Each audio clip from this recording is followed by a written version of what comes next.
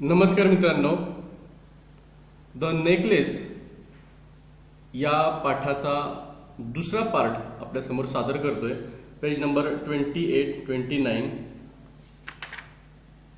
व 30 या 3 पेजवरती आहे. माझ्याकडे पुस्तक आहे, तुम्हाला पुस्तकाची गरज भासेल. Part 2. They look in the folds of her dresses. त्या दोघांनीही तिच्या कपड्यांच्या ज्या घड्या घातलेल्या होत्या त्यामध्ये पाहिलं. In the folds of her cloak, in her pockets, everywhere. आता त्यांनी तिच्या क्लोकच्या घड्यांमध्ये सुद्धा पाहिलं, खिशांमध्ये पाहिलं, प्रत्येक ठिकाणी ते पाहिलं. क्लोक या शब्दाचा अर्थ a garment worn over other clothes. It has no sleeves and fastens at the neck. म्हणजे असं कापड की जे इतर कपड्यांवरती घातलं जातं, ज्याला स्लीव्ज नसतात, म्हणजे बाह्या नसतात, आणि जे गळ्याभोवती जे बांधलं जातं अशा प्रकारचं कापड. तर तिने त्याच्यामध्ये सुद्धा पाहिलं. Are you sure, but they could not find it. पण त्यांना तो जो नेकलेस हरवलेला होता तो काही सापडला नाही. Are you sure you still had it on when you left the hall, he asked. तिने असं विचारलं की तुला खात्री आहे का की ज्यावेळेला तू हॉल सोडलास त्यावेळेला तो तुझ्याबरोबर ती होता, तुझ्या गळ्यात होता, याची तुला खात्री आहे? He asked. Yes, I touched it in the hall at the ministry. ती म्हणते की हो, मिनिस्ट्रीच्या हॉलमध्ये मी त्याला स्पर्श केलेला होता त्या नेकलेसला. But if you had lost it in the street we would have heard it fall. It must be in the cab. तो म्हणतो की जर तो रस्त्यात जर का तो पडलेला असता, हरवला असता, तर तो पडल्यानंतर आपल्याला त्याचा आवाज आला असता आणि कदाचित तो खरं तर त्या कॅबमध्येच असायला हवा necklace. Yes, that's probably it. हो, कदाचित ते असेल. Did you take his number. तू त्या कॅबचा नंबर घेतलास? No. They stared at each other stun. ते एकमेकांकडं टक लावून ते पाहत होते आणि ते स्तब्ध होते, सुन्न होते. At last Loisel put his clothes on again. I am going back, he said. आणि शेवटी लॉयझलने त्याचे कपडे पुन्हा एकदा परिधान केली बाहेर जाण्याची, आणि तो असं म्हणतो की मी परत जातो. Over the whole route we walked and see if I can find it. ज्या रस्त्याने आपण चालत आलो त्या रस्त्यावरती मी परत बघतो, जर मला ते सापडते का ते मी पाहतो. He left. She remained in her ball dress all night, her mind blank. आता तो निघून गेला, ती मात्र पूर्ण रात्रभर तशीच तिथं तिचा जो गोलाकार जो ड्रेस होता त्याच्यामध्ये तो घातलेला होता तसंच ती होती. आणि ती आता पूर्ण तिचं मन हे पूर्ण शून्य अवस्थेत होतं, म्हणजे ब्लँक होतं, भावना शून्य होतं. Her husband return at about 7 o'clock. He had found nothing. साधारणतः 7 वाजता तिचा नवरा परत आला, त्याला काहीही सापडलं नव्हतं. He went to the police, to the newspapers to offer a reward. तो पोलीस स्टेशनमध्ये गेला होता, वर्तमानपत्राच्या कार्यालयामध्ये सुद्धा गेला होता, बक्षीस साठी सुद्धा त्यानं ते ऑफर केलेलं होतं. टू द कॅब कंपनीज, जी भाड्याची जी कॅब होती, टॅक्सी होती, त्या कंपनीमध्ये सुद्धा तो गेला. Everywhere the tiniest glimmer of hope lead him. प्रत्येक ठिकाणी एक टायनिएस्ट म्हणजे सगळ्यात कमी, अत्यंत छोटी अशी एक ग्लिमर ऑफ होप लेड हिम, म्हणजे अंधुकशी आशा, पुसटशी आशा सुद्धा त्याला तिथं ती घेऊन गेलेली होती. आता इथं ग्लिमर चा अर्थ दिलेला आहे फेंट वेवरिंग लाईट, म्हणजे अंधुकसा प्रकाश जो हलत असतो असा. She waited all day in despair at this frightful disaster. आता तिनं पूर्ण दिवसभर वाट बघितली, ती निराश होती आणि ॲट दिस फ्राईटफुल डिझास्टर, हे त्यांचं जे काही भयावह भयानक वाईट असं जे त्यांच्यावरती आपत्ती ओढावलेली होती याबद्दल ती निराश झालेली होती. Loisel return in the evening a hollow pale figure. आता संध्याकाळी लॉयजल परत आला. अ हॉलो पेल फिगर, त्याची एक अशी निस्तेज अशी पोकळ अशी भासणारी त्याचं शरीर दिसत होतं. ही हॅड फाउंड नथिंग, त्याला काही सापडलेलं नव्हतं. You must write to your friend, he said. तो असं म्हणतो की तू तुझ्या मैत्रिणीला पत्र लिहायला हवंस. Tell her you have broken the clasp of her necklace and that you are having it mended. तिला सांग की तुझ्याकडनं तिच्या नेकलेसचा जो क्लास्प आहे म्हणजे जो फास आहे तो तुटलेला आहे आणि तुला तो मेंडेड करायचा, म्हणजे तुला तो दुरुस्त करावा लागणार आहे. It will give us time to look some मोर.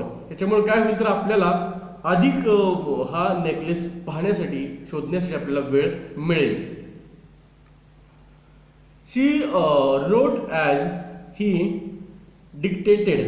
आता त्यानं जसं डिक्टेट केलं, सांगितलं तसं तिनं ते पत्र लिहिलं. At the end of 1 week they had lost all hope. आणि एका आठवड्याभरात त्यांच्या सगळ्या आशा संपल्या ते सापडण्याच्या. And Loisel who suddenly look aged. आता तो लॉयजल होता जो अलीकडेच अचानकच तो थोडासा एजेड दिसायला लागलेला होता, म्हणजे वृद्ध दिसायला लागल्यासारखा तो झालेला होता. डिक्लेअर, त्यानं सांगितलं we must consider how to replace the jewel. इथं ज्वेलचा अर्थ it means the diamond necklace. तो म्हणतो की आपण तो जो डायमंड नेकलेस आहे तो परत कसा मिळेल याच्याबद्दल आपण विचार केला पाहिजे. And so they went for jeweller looking for a necklace like the other one. आता त्यामुळे तर एका ज्वेलरकडे दुसऱ्या ज्वेलरकडून तिसऱ्या ज्वेलरकडे ते जात होते आणि जो त्यांचा नेकलेस जसा हरवलेला होता तशा प्रकारच्या नेकलेसच्या ते शोधामध्ये होते.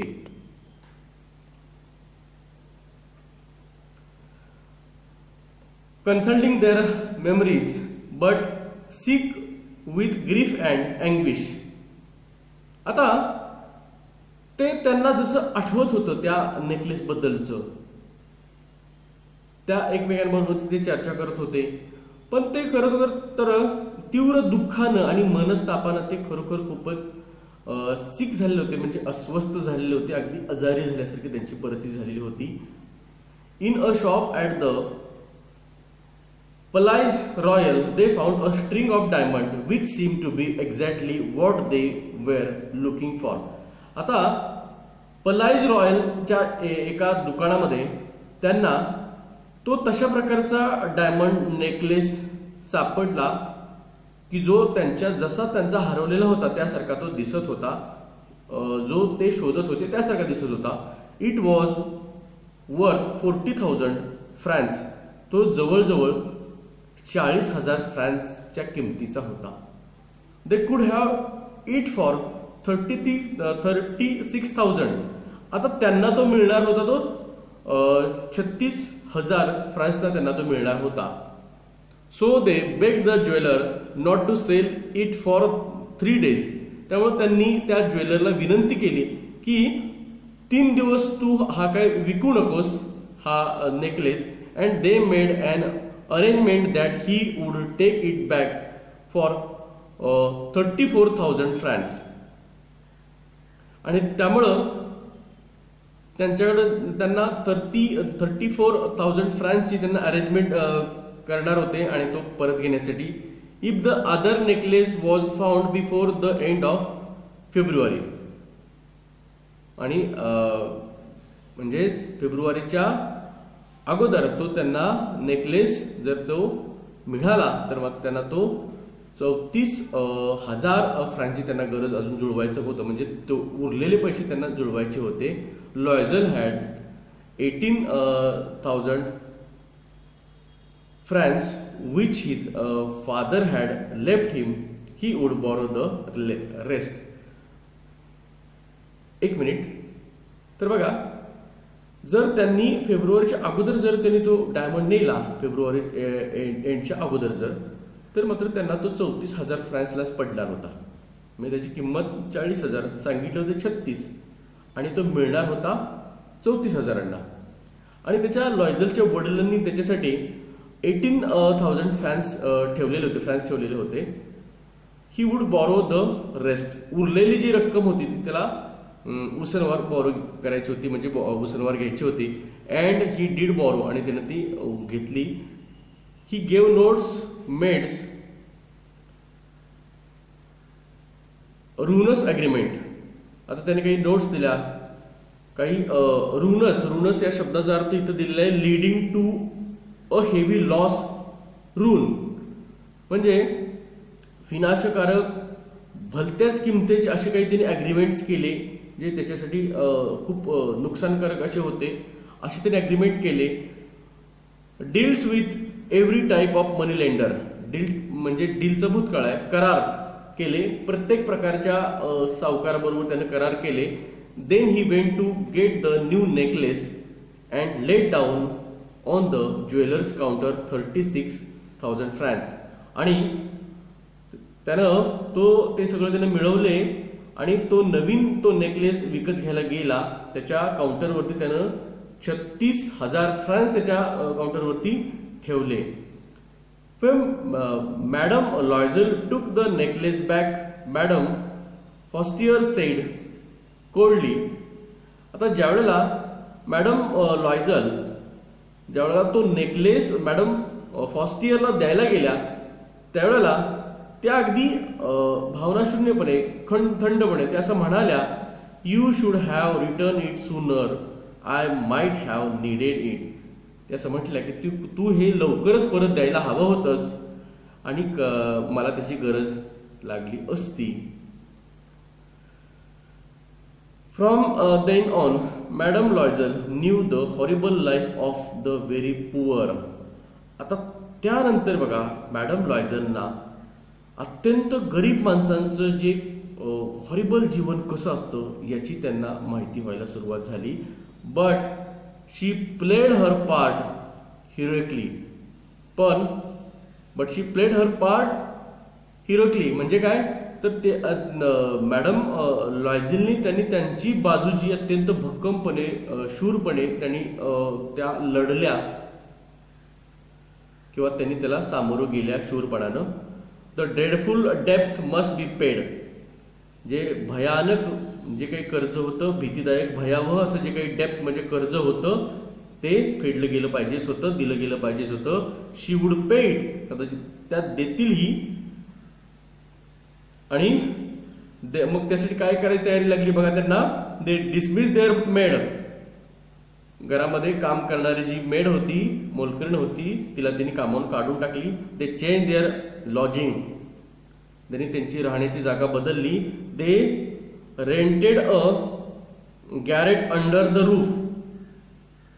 गॅरेट या शब्दाचा अर्थ इथं आहे a small uncomfortable room at the top of the house. म्हणजे घराच्या वर असणारी एक छोटी आणि जी अनकम्फर्टेबल अशी खोली. म्हणजे अशा खोली त्यांनी काय केली तर भाड्याने घेतली.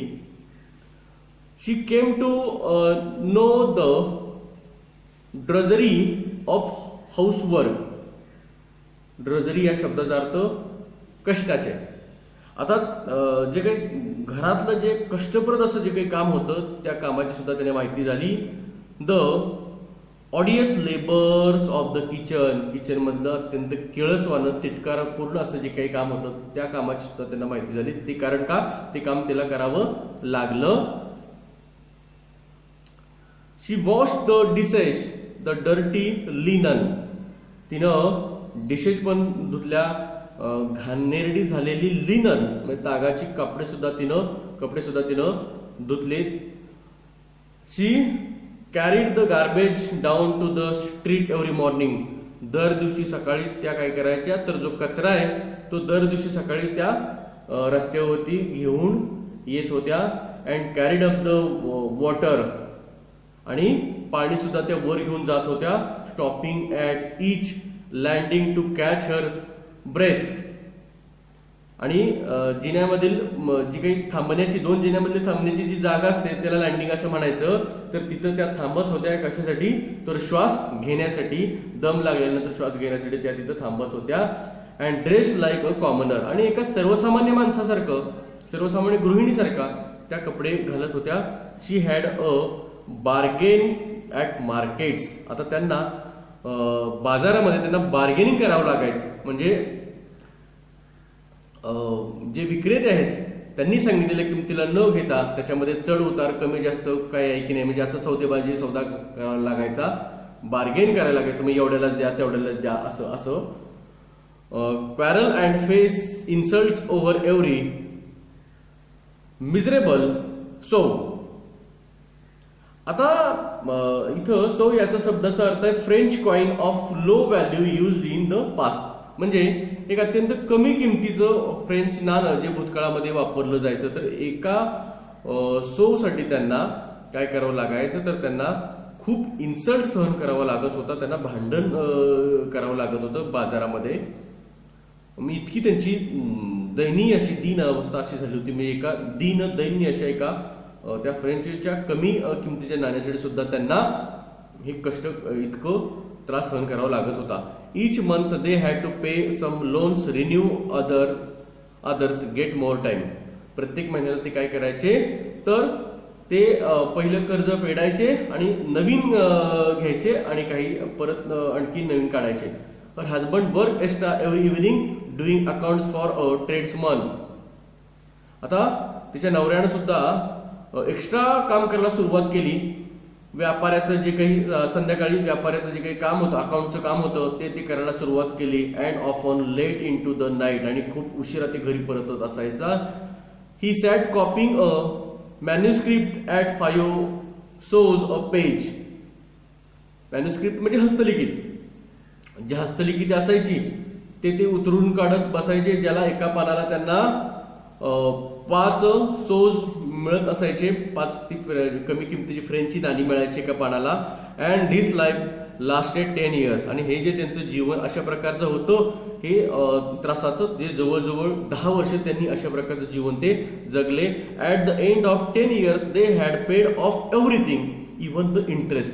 10 वर्षानंतर मात्र त्यांनी जे काही त्यांचं कर्ज होतं ते सगळं त्यांनी फेडलेलं होतं, कर्ज चुकतं केलेलं होतं. अगदी त्याच्यावरचं व्याज सुद्धा त्यांनी अदा केलेलं होतं किंवा चुकतं केलेलं होतं, फेडलेलं होतं. Madam Loisel looked old now. आता या 10 वर्षामध्ये खूप काही बदललं. आता जी मॅथिल्ड होती म्हणजेच मॅडम लॉयझल, ही आता खूपच वृद्ध दिसायला लागली होती. Often she brooded over the past. Brooded या शब्दाचा अर्थ थॉट सॅडली अनहॅपीली. बऱ्याचदा ती भूतकाळामध्ये ज्या काही घटना घडल्या त्याचं त्या अगदी दुःखानं त्या विचार करत बसायच्या. What would have happened if she had not lost that necklace. ती विचार करायची की जर आपल्याकडनं तो नेकलेस हरवला नसता तर काय झालं असतं, खरोखर किती चांगलं झालं असतं. How strange life is. जीवन किती विचित्र आहे. हाऊ फिकल, आणि ते किती चंचल आहे, किती अस्थिर आहे. How little is needed for one to be ruined or saved. ऋण या शब्दाचा अर्थ विनाश होणे, देशोधडीला लागणे. म्हणजे समजा एखाद्या माणसाला, एखाद्या व्यक्तीला जर त्याचं होत्याचं नव्हतं व्हायचं असेल तर कितीसा वेळ लागतोय, त्याला काय लागतंय तेव्हा, त्याला फारसं काही लागत नाही. आणि जर तो त्यातनं वाचायला सुद्धा त्याला फारसा वेळ लागत नाही. पेज नंबर 30 वरती बघूयात. On Sunday as she was walking in the Champs Elysees suddenly she saw madam Forestier, still young, still beautiful, still charming. आता एका रविवारी त्या चॅम्स एलिसीज इथून त्या चालत होत्या. कोण, तर मॅडम लॉयझिल. आणि त्यांना मॅडम फॉस्टियर दिसल्या, ज्या अजूनही तरुण होत्या, अजूनही सुंदर होत्या आणि आजही त्या तितक्याच मोहक होत्या. चार्मिंग म्हणजे मोहक होत्या. Madam Loisel felt emotional. त्यांना बघितल्यानंतर मॅडम लॉयझेलना थोडंसं भावना विवश झाल्यासारखं वाटलं. Should she speak to her, मग त्याने त्याच्याशी बोलल्या. येस ऑफकोर्स, आणि त्या खरोखरच बोलल्या सुद्धा. And now that she had paid she would tell her all, why not. आणि आता तर त्या तिच्याशी बोलायलाच हव्या होत्या, कारण का तर त्यांचं जे काही त्यांनी नेकलेस घेतलेला होता, जो त्यांना त्यांनी परत दिलेला होता, आणि त्यामुळं आता न बोलण्यात काही बोलायला काही हरकतच नव्हती. का नाही बोलायचं. She went up to her, good morning Jeanne. आणि मॅडम लॉयझेल तिच्या जवळ गेल्या आणि तिला मॅडम फर्स्ट इयरला त्या म्हणाल्या, good morning Jeanne. The other astonish to be addressed so familiarly. आता मॅडम फर्स्ट इयरला मात्र खूप आश्चर्यचकित झाल्या, कारण का तर असं कोणीतरी एखादं अपरिचित व्यक्ती जी त्यांना परिचित असल्यासारखं फॅमिलियरली त्यांना बोलावत होती, त्यांच्याशी बोलत होती परिचित असल्यासारखं. By this common woman did not recognize her. आता ही सामान्य स्त्री त्या सामान्य स्त्रीला मात्र त्या काही ओळखू शकल्या नाहीत. शी स्टॅमर्ड, आणि त्यात थोडंसं तोत्रेपणानं थोडंसं अडखळत त्या बोलल्या. But madam, I don't know, you must have made a mistake. पण मॅडम, मी तुम्हाला नाही ओळखत, तुमच्या निश्चितच काहीतरी तुमची चूक झालेली असावी. No, I am Mathilde Loisel. ती म्हणते, नाही, मी मॅथिल्ड लॉयझल आहे. Her friend uttered a cry, आणि अटर्ड म्हणजे उच्चारणे. आणि तिच्या मैत्रिणीनं, oh my poor Mathilde, how you have change. ती म्हणते, अगं माझे, आता तिला पुअर म्हणाली, गरीब म्हणाली. मॅथिल्ड, तू किती बदललीस. Yes, I have had some hard time since I last saw you. मी ज्या वेळेला तुम्हाला शेवटची भेटली त्यावेळेपासून माझं अत्यंत वाईट असं, अत्यंत कठीण असं माझी वेळ आलेली होती, किंवा माझे दिवस चाललेले होते, माझी तेवढी वर्ष अत्यंत कठीण अशी माझी गेली. अँड मेनी मिझरीज, आणि खूप दुःखाला मला सामोरं जावं लागलं. मिझरीज म्हणजे दुःख. And all because of you. आणि हे सगळं कुणामुळे झालं तर तुमच्यामुळे झालं. मी, हाऊ कॅन दॅट बी, माझ्यामुळं हे कसं काय शक्य, हे कसं काय शक्य झालं. You remember that diamond necklace that you lent me to wear to the ministry party. तुम्हाला आठवतोय का, तुम्ही मला तो डायमंड नेकलेस दिलेला होता, जो मिनिस्ट्रीमध्ये पार्टीसाठी मी घालून गेलेले होते. तो आठवतोय तुम्हाला, तो डायमंड नेकलेस. असं मॅडम लॉयझेलनं कुणाला विचारलं, मॅडम फर्स्ट इयरला विचारलं. येस, वेल, हो आठवतंय. वेल, आय लॉस्ट इट. तुम्हाला आठवतंय, तोच मी हरवलेले होते. What do you mean, you brought it back. त्यानंतर फर्स्ट इयर तिला म्हणतात की असं का म्हणतेस, म्हणजे तू तर मला दिलेलं होतंस परत, तो कसा हरवलास तू. I brought you back another exactly like it. मी तुम्हाला तो परत दिला, पण तो तसाच त्याच्यासारखाच मी तुम्हाला दुसरा दिला. And it has taken us 10 years to pay for it. आणि तो दुसरा मी जो तुम्हाला आणून दिला त्यासाठी मला 10 वर्ष आम्हाला त्याचं कर्ज फेडावं लागलं. आमची 10 वर्ष गेली. तुमचा तो नेकलेस परत जो मी तुम्हाला दिला त्याची किंमत मोजण्यासाठी, त्याचा नुकसान भरून काढण्यासाठी आम्हाला 10 वर्ष गेली. It wasn't easy for us. हे आमच्यासाठी खूपच सोपं अजिबात नव्हतं. We had very little but at last it is over and I am very glad. आमच्याकडे खूप थोडीशी रक्कम होती, आम्ही खूप कमी रकमेमध्ये आम्ही गुजारा करत होतो. पण आता सध्या मात्र ते सगळं संपलेलं आहे आणि मी आता सध्या खूपच आनंदी आहे. Madame Forestier was stern. आता मॅडम फर्स्ट इयर मात्र ते ऐकून सुन्न झाल्या, स्तब्ध झाल्या. You say that you have brought a diamond necklace to replace mine. तुला असं म्हणायचं आहे की तू जो माझा नेकलेस होता तो मला हरवल्यानंतर जसा होता तसा परत देण्यासाठी तू डायमंड नेकलेस परत दिलास मला. Yes, you didn't notice them, they were very similar. हो, तुमच्या लक्षात नाही आलं, ते दोन्हीही नेकलेस एकमेकांना अत्यंत सारखे होते, एकसारखे होते. तुमच्या लक्षात ते नाही आलं? असं मॅथिल्ड कुणाला विचारते? मॅडम फॉस्टियरला. And she smiled with proud and innocent pleasure. आणि अभिमानानं आणि एका निष्पाप अशा आनंदानं, समाधानानं ती हसली. मॅडम फॉस्टियर डीपली मूव्ड टूक बोथ हर हँड्स. या शब्दांनी मात्र मॅडम फॉस्टियर खूपच हेलावल्या गेल्या, अगदी खोलवरती त्या हादरल्या गेल्या. त्यांच्या मनाला हे खूप लागलं, अगदी त्यांचं मन हेलावलं आणि त्यांनी तिचे दोन्ही हात आपल्या हातामध्ये घेतले आणि काय म्हणाल्या बघा, ओ माय पुअर मॅथिल्ड. अगं माझ्या गरीब मॅथिल्ड, माइन वॉज अन इमिटेशन. अगं जो माझा नेकलेस होता तो फक्त एक इमिटेशन होतं, म्हणजे तो खरा खुरा हिऱ्यांचा नेकलेस नव्हता, तर ते फक्त एक इमिटेशन होतं. म्हणजेच त्याचं अनुकरण केलेलं होतं, म्हणजे हिऱ्याची ती एक प्रकारची प्रतिकृती केल्यासारखं ते होतं. It was worth 500 francs at most. तो फक्त 500 फ्रँकचा होता आणि त्याच्या मोबदल्यात तू मला 36,000 फ्रँकचा नेकलेस तू दिलास. मित्रांनो, अत्यंत मनाला हेलावून टाकणारी अशी ही गोष्ट आहे.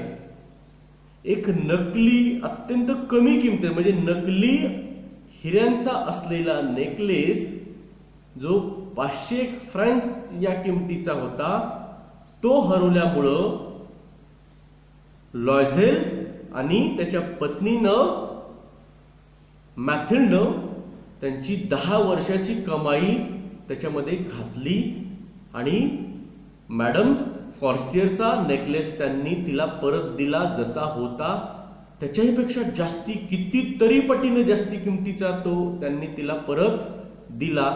आणि हे सगळं परत दिल्यामुळं, देत असताना त्यांना प्रचंड त्रास सहन करावा लागला, खूप कष्ट करावं लागलं. आणि एवढं सगळं झालं तरी सुद्धा जी मॅथिल्ड आहे ही दुःखी नव्हती, ती समाधानी होती. आपण तिला तिचा नेकलेस परत दिला, कष्टानं पण कष्ट पडलं तरी सुद्धा आपण तिला तो नेकलेस परत दिला. या गोष्टीचं मॅथिल्डला खूपच समाधान झालेलं होतं. आणि ही जी स्टोरी आहे ही इथंच थांबली. Adopted from the necklace by Guy de Maupassant. Guy de Maupassant. आता बघा, तर गाय डे मौपसांट यांनी द नेकलेस नावाची जी स्टोरी लिहिलेली आहे, या स्टोरीवरती आधारित असलेला द नेकलेस नावाचा हा पाठ आहे. याचे 2 पार्ट आहेत. पहिला मी या अगोदरच अपलोड केलेला आहे, दुसरा हा आपल्यासमोर अपलोड करतोय. तर मित्रांनो, हे दोन्हीही पार्ट तुम्ही नक्की बघा. माझ्या व्हिडिओजला लाईक करा, माझे व्हिडिओ शेअर करा. तुम्ही जर माझ्या चॅनलवर नवीन असाल तर कृपया माझा चॅनल सबस्क्राईब करा. माझा हा व्हिडिओ पाहिल्याबद्दल आपल्या सगळ्यांचे अगदी मनापासून धन्यवाद. आणि हो, व्हिडिओच्या खाली डिस्क्रिप्शनमध्ये माझ्या सगळ्या प्लेलिस्टची लिंक आहे, म्हणजे 8वी 9वी 10वी इंग्लिश ग्रामर व रायटिंग स्किलची. तुम्हाला जो व्हिडिओ हवा असेल तुम्ही त्या लिंकवरती क्लिक करून तुमच्यासमोर प्लेलिस्ट ओपन होईल आणि तुम्हाला हवा तो व्हिडिओ तुम्ही पाहू शकता. धन्यवाद मित्रांनो.